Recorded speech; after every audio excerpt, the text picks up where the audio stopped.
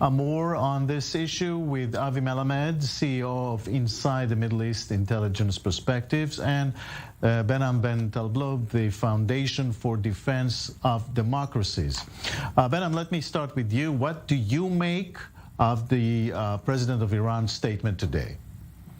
Well, on both sides, both in Washington here as well as in Tehran, officials are trying to frame what is likely an impending fatally flawed nuclear deal as the result of concessions by the other side. And what you've seen the Iranians do now, particularly with the European proposal, which was revealed and passed to the Iranians in early August as supposing to be a final proposal, the Iranians have done what they've done classically, which is to say yes, but, or no, and, or to ask for comments and clarifications and amendments and exceptions and ask for new rules.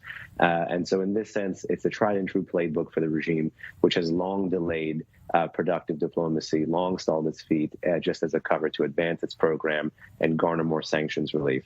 So it's pivotal that Washington remain firm here, and let's hope all the things we hear from individuals in Washington that they are resisting some of these concessions ends up being true. Mr. Melamed, what's your take on this? Well, the Iranians are known to be as masters of bizarre negotiations. I have a very little optimism regarding the capacities of the Western negotiator to have the same skills. It seems more and more, at least based upon the information coming out, that in the end of the day, more or less what we're going to see is a new deal. And to the best of the analysis of at least most of the experts in Israel, security and intelligence, the evaluations of such an agreement varies between something that is bad to a catastrophe. Yeah, we've mentioned before that it has become a campaign issue here in Israel.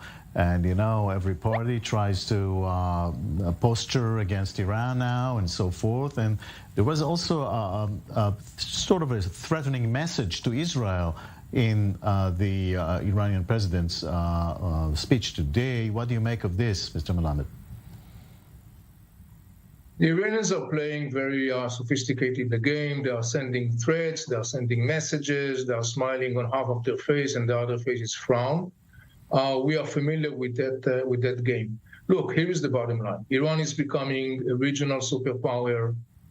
It's going to become a threshold state with nuclear capacities. They probably will not cross at the visible future this threshold. They have an external belt of armies of terror. Once this agreement is going to be signed, they're going to be fueled with billions and billions of dollars. And by the way, right now, as we are talking in Iraq, that neighbors Iran from the West, an enormously significant arena for the Iranians.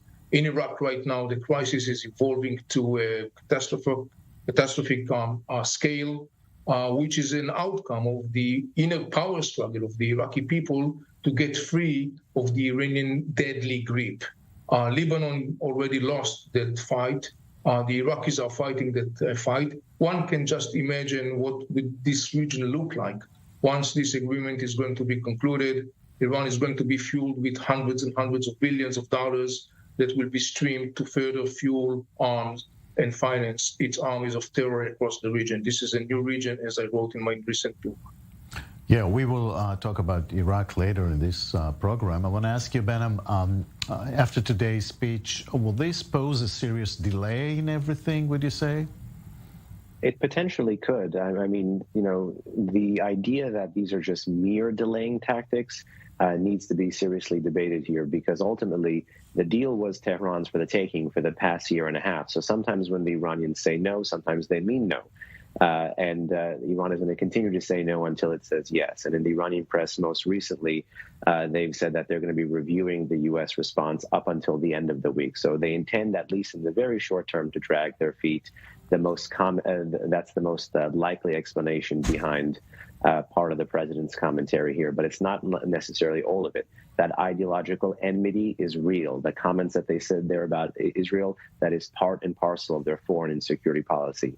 That kind of invective is both statecraft and soulcraft for the Islamic Republic. So it just shows you, even if you do get to that deal, there is so much more to be afraid of, particularly the non-nuclear threats that the other guest said. Because if you're relieving the bulk of your penalties to address one threat and thinking the regime won't transfer those assets, those dividends, cash in on those oil funds, you're sleepwalking into a catastrophe. policy. But specifically, this request or condition by the Iranians now to shut down and close the previous investigations of nuclear material in Iran, is this a deal breaker, Behnam? It must be a deal breaker in my view, because if you have any deal that grants enrichment, unfortunately, in the space of 5 previous UN Security Council resolutions that had the world united in trying to prevent that on Iran's soil, so long as there were safeguards issues, so long as there was undeclared material, so long as there was lingering questions over undeclared sites, and so long as, of course, more recently, there are things like the Atomic Archive that Israel helped unveil. It makes no sense to grant enrichment if you don't have everything monitored, verified, and accounted for.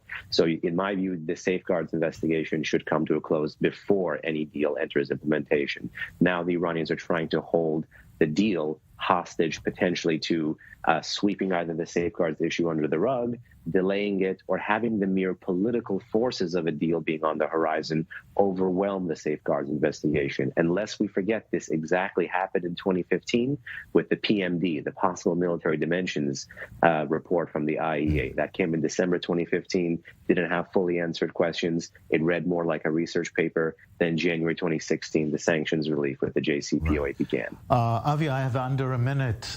Briefly, is this a deal breaker? No, it's not a deal breaker. It's not. I appreciate the short answer, because we have to take a break now. Thank you very much, both of you gentlemen.